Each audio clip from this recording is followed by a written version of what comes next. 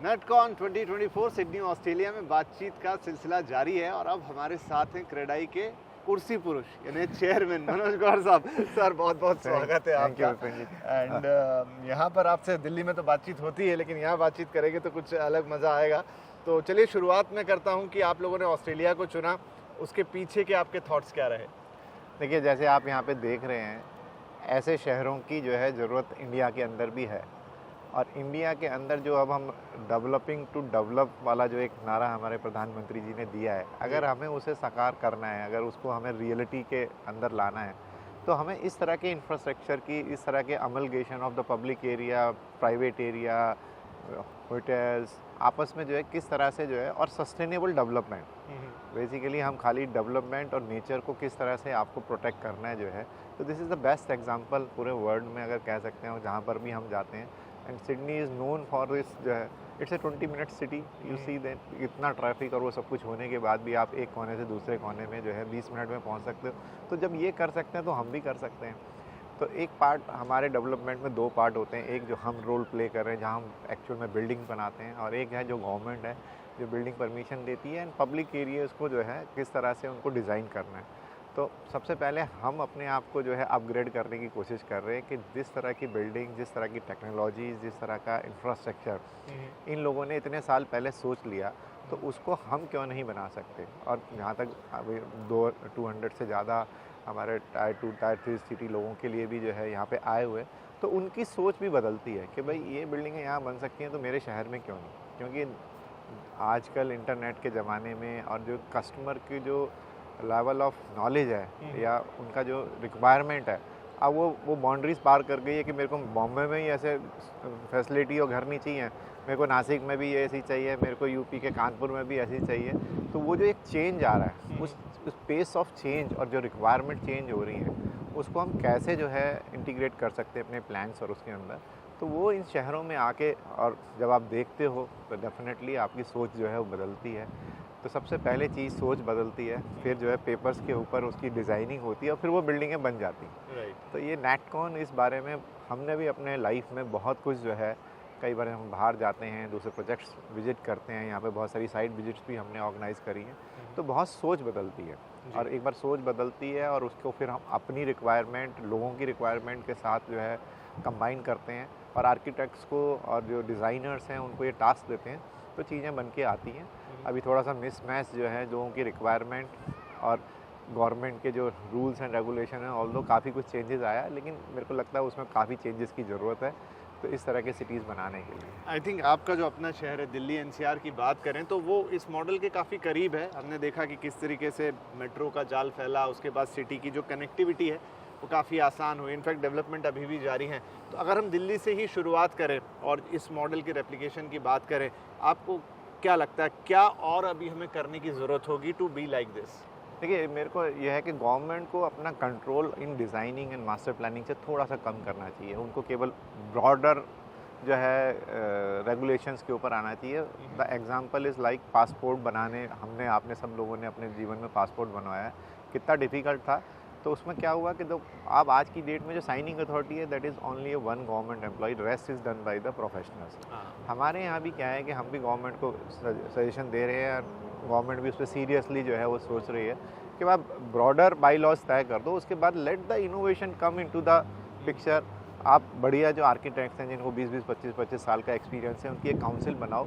उस काउंसिल में मैं अगर कोई प्लान लेके जा रहा हूँ, तो ये जो बिल्कुल किताबों में लिखा है फुल स्टॉप डॉट, उसको आप छोड़ो। मेरे को कोई एलिवेशन बनाना है, मेरे को कुछ एक्स्ट्रा फैसिलिटी उसको देनी है, तो उन चीज़ों को जो है, और किस तरह से जो है गवर्नमेंट का जो इंफ्रास्ट्रक्चर है उसके साथ मेरे को इंटीग्रेट करना है।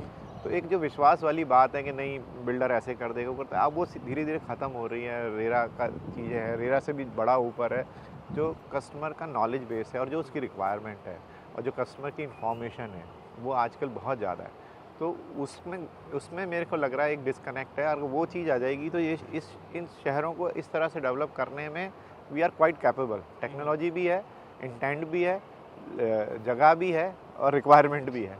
तो हमें बस वो एक कनेक्ट जो है वो जो करना है। तो मनोज जी, क्योंकि हमने पहले काफ़ी बार सिंगल विंडो क्लियरेंस की बातें करी हैं, क्या आज भी जब रेरा मतलब जो साइड है कंज्यूमर के प्रोटेक्शन के लिए, लेकिन बात सिर्फ कंज्यूमर की नहीं है, ये पूरा एक इकोसिस्टम है। आप कंज्यूमर को प्रोटेक्ट तभी कर पाओगे जब आप पूरा इकोसिस्टम वैसा बनाओगे। तो मुझे लग रहा है आप इकोसिस्टम में उस खामी की बात कर रहे हैं कि एक तरफ तो आपने पूरा प्रोटेक्शन दे दिया, लेकिन दूसरी तरफ उसके जो इंग्रेडिएंट हैं, जो परमिशन से आ रहे हैं, अप्रूवल से आ रहे हैं, वहाँ अभी भी वही लाल फीताशाही या वही लेट लाली है।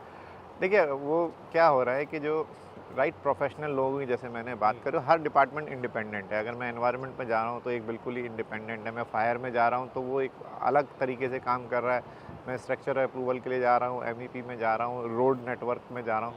तो ये बहुत सारे डिपार्टमेंट्स हैं जो जिनके पास अपनी पावर है, वो एक कहीं इंटीग्रेटेड नहीं हो पा रही। तो हमारे जैसे रेरा में मेरे सारे अप्रूवल होने के बाद now the RERA is the controlling authority, वो सारी चीज़ें चेक कर रही है और मेरे को मॉनिटर कर रही है, समथिंग लाइक दैट, कि उसमें एक एक रिप्रेजेंटेटिव हर एक का हो, और लेट द प्रोफेशनल अगर बेस्ट फायर सिस्टम कैसे करना है। तो आज भी फायर ऑफिसर और इतनी लंबी फाइल जलती है, वो क्या करता है कि NBC में जो गाइडलाइंस हैं उस पे आपको बनाना, वो एक लाइन लिख के देता है, बट इट रिक्वायर्ड 3-4 मंथ्स। तो उसके लिए क्यों नहीं जो है प्रोफेशनल जो है कि भाई ये तो मिनिमम हो गया, इससे ऊपर आप क्या करोगे।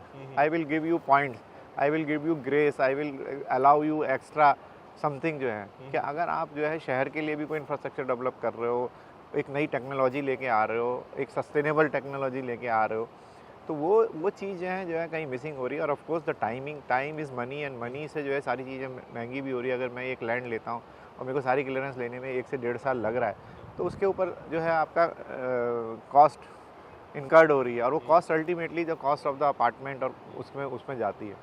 और फिर उसके बाद भी जो है चीज़ें जो है टाइम पे नहीं आ पा रही, जो रिक्वायरमेंट जो लोगों को है अच्छे प्रोजेक्ट्स की। तो मेरे ख्याल वो एक डिस्कनेक्ट है। Hopefully government is ready to listen, ये सबसे अच्छी बात है जितनी बार भी हम जाते हैं। लेकिन हमें एक थोड़ा सा आउट ऑफ द बॉक्स जाके जो है इन चीज़ों के सोल्यूशन करने होंगे, और होपफुली इस तरह की कॉन्फ्रेंसेस से कुछ कंसेंसस बनेगी गवर्नमेंट के साथ जो है। और नेक्स्ट टाइम हम ये कोशिश कर रहे हैं कि जो डिसीजन मेकर्स हैं वो भी साथ आए। बेसिकली डिसीजन मेकर्स भी बहुत जल्दी चेंज होते हैं। जो अब जैसे कोई IAS ऑफिसर है, वो एक दिन पहले जो है पता लगा बाल कल्याण देख रहे हैं, एक दिन हस्बेंड्री देख रहे हैं, एक दिन सडनली वो GDA के वो बन गए, जो है CEO बन गए, वो फिर प्लानिंग देखने लगे। तो आई थिंक वो चीज़ें जो है, वो माइंडसेट जो है वो चेंज होना चाहिए। वो एक लीगल प्रॉस्पेक्ट्स अपना देख लें, जो है मोटा मोटी लैंड ठीक है, लैंड यूज़ ठीक है, ये नॉर्म्स होने चाहिए। और फिर अगर प्रोफेशनल लोगों ने, और एक है जो मास्टर प्लानिंग ऑफ द किसी भी शहर की हो रही है, उसमें गवर्नमेंट ऑफिशियल्स को थोड़ा सा बैक स्टेप लेना चाहिए।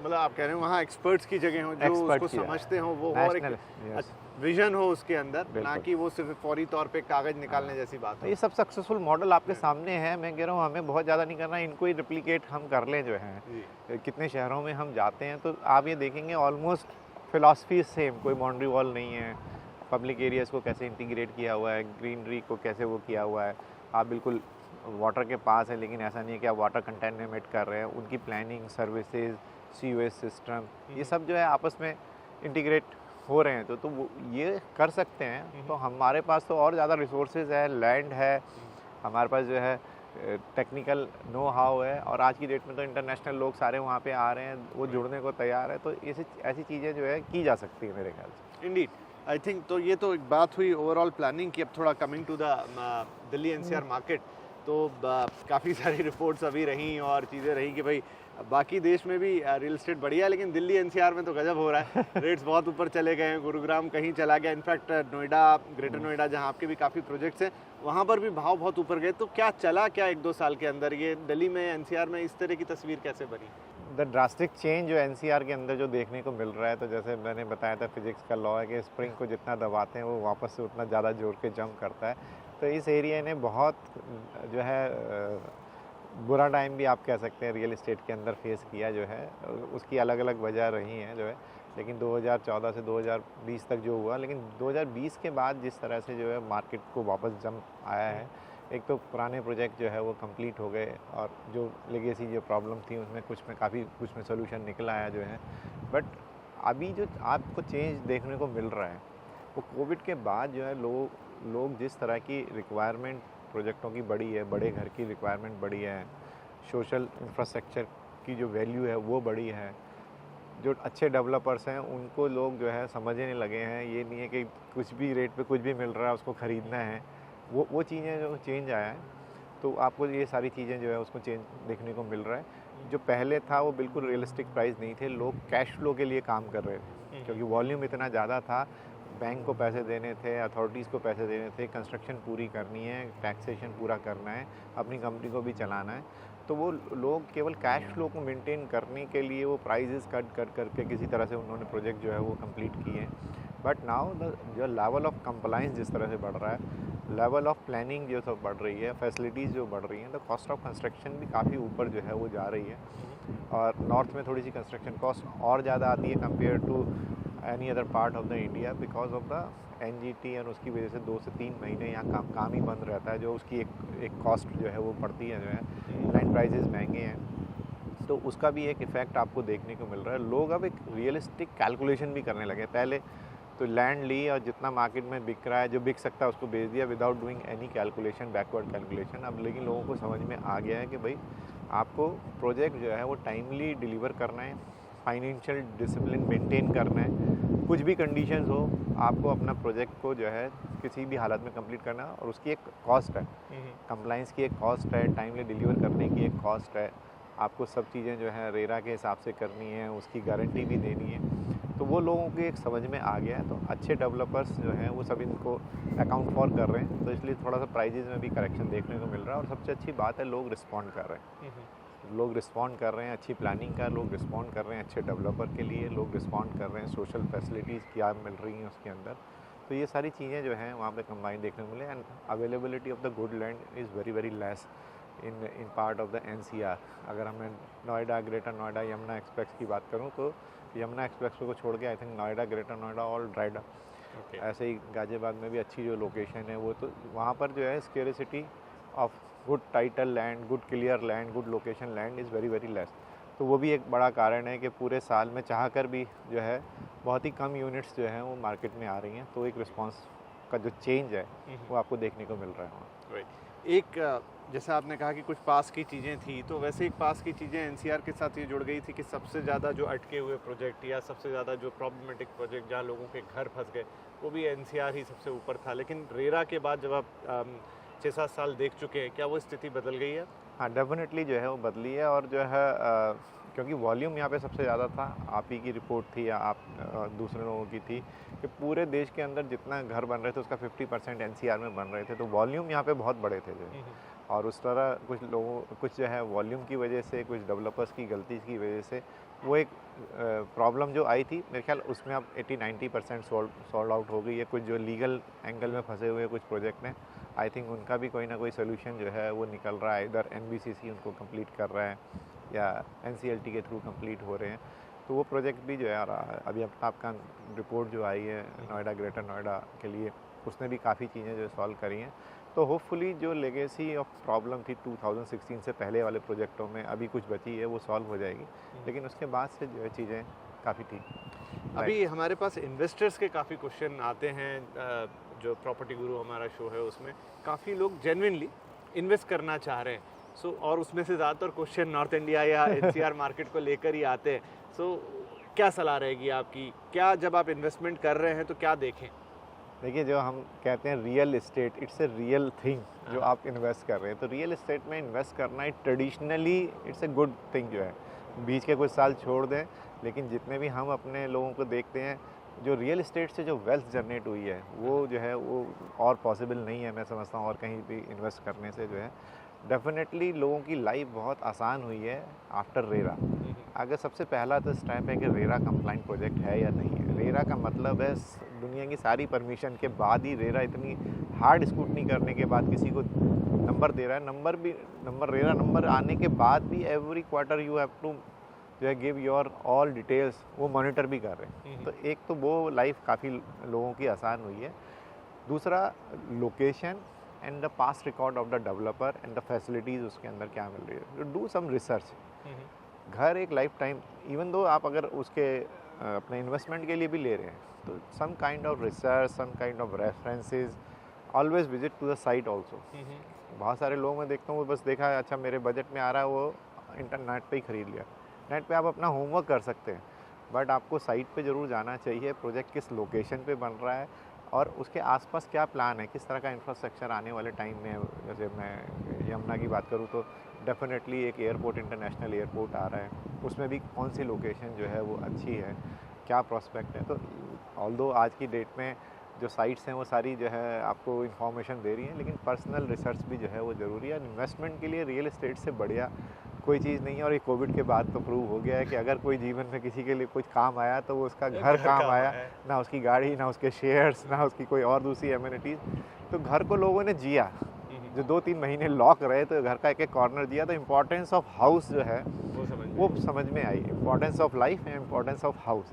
तो इसलिए डिमांड भी देख रहे हैं कि अब जो है, जैसे पहले 1 बेडरूम की डिमांड खत्म हुई थी, 2 bedroom, now minimum 3 bedroom 4 bedroom is required के वर्क फ्रॉम होम कब करना पड़ जाए, घर से एजुकेशन फ्रॉम होम करना पड़ जाए, और घर में एक फैमिली के लिए जो जगह चाहिए, तो उस वजह से भी एक रिक्वायरमेंट, स्पेशली एनसीआर में तो हम ये बड़ा महसूस कर रहे हैं कि थोड़े से बड़े घर की जो है ज़रूरत सबको पड़ी है। तो सर 2004-5 वाली जो मेजर साइकिल थी, जहाँ खूब दाम बढ़े थे, लोगों ने इन्वेस्टमेंट किया और काफ़ी अच्छे मतलब रिटर्न्स भी उनको मिले, अब क्या बदल गया? अब कितना रियलिस्टिक इसे देखना पड़ेगा? मतलब ये साइकिल क्या अभी भी 4-5 साल वाली होगी? इस समय तो दाम ऊपर हैं, लेकिन जेन्युइन साइकिल की बात करें तो इन्वेस्टमेंट के बाद आपको कितना रुकना है और कितने एक्सपेक्टेशन रखने हैं? देखिए, डिमांड एंड सप्लाई का गैप बहुत बड़ा है अभी जो है, और ये चीज़ें जो हैं अब इतनी सप्लाई आने वाली नहीं है। हमें ये स्टडी करनी पड़ेगी। जैसे हमारा जो एक फोकस एरिया है, खुद अपने ग्रुप की बात करें तो नोएडा का, और नोएडा, ग्रेटर नोएडा है। The entire Noida Greater is around only 19% of the residential area on the entire master plan area. They are almost exhausted. Okay. तो वो चाह कर भी नई सप्लाई जो है उन लोकेशंस पे नहीं आ सकती जो है।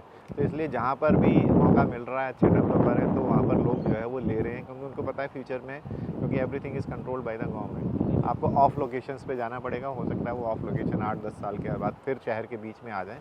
तो ये भी एक जो है इन्वेस्टर्स या जो एंड यूजर्स के लिए कि अब जो है सिटी की जो दूरी है वो टाइम से, मेरी जैसे हर जगह हम कहते हैं 20 मिनट्स ड्राइव, 30 मिनट्स ड्राइव, इस तरह से लोग मेज़र करने लगे हैं। हाईवेज़ वगैरह बहुत अच्छे, हमारा इंफ्रास्ट्रक्चर जो है बन रहा है, तो अच्छी लोकेशंस भी डेवलप हो रही हैं। तो ये चीज़ें जो है अभी ट्रेंड मेरे को लग रहा है ये चलेगा। तो मतलब 5 से 10 साल का पकड़े? मिनिमम 5 ईयर्स के अंदर तो बहुत ड्रास्टिक चेंज होने वाला है जो है। तो 5 साल तक तो जो भी आपको जो है एक अच्छी लोकेशन, अच्छे डेवलपर मिल रही है, माई एडवाइस कि आपको इन्वेस्ट करना चाहिए।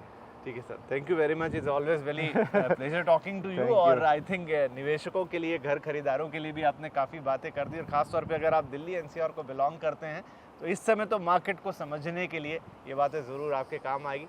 सर बहुत बहुत धन्यवाद and thank you once again, thank you. Thank you.